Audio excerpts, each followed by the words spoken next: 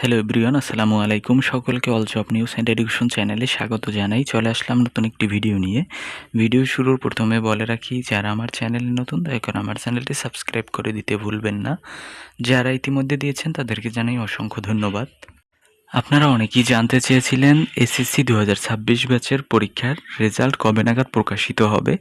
তো বিগত সরকারের দিনগুলোতে কিন্তু মূলত এসএসসি পরীক্ষা হবার 2 মাস পর আপনার রেজাল্টটি প্রকাশ করা হতো।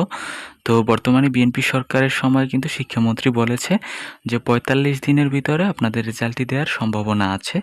তো এই হিসাবে আমরা বলতে পারি যে আপনার ফলাফল হচ্ছে আপনার 2026 সালের এসএসসি ও সমমান পরীক্ষার ফলাফল আগামী জুন মাসের 5 থেকে 10 তারিখের মধ্যে প্রকাশ হবার সম্ভাবনা আছে বলে জানা গেছে। দেখেন, বোর্ড সূত্রে জানা গেছে ফলাফল প্রকাশের সকল প্রস্তুতি প্রায় শেষ পর্যায়ে রয়েছে। বিষয়টি হচ্ছে আপনাদের কিন্তু এখন খাতাগুলো দেখতেছে। তো এই খাতাগুলো দেখা হয়ে গেলে তারপরে হচ্ছে অনলাইনে রেজাল্ট ইনপুট দেওয়ার পরে কিন্তু কমপক্ষে 7 দিন পরে মানে 7 দিন পরে রেজাল্ট পাবলিশড হবার সম্ভাবনা রয়েছে।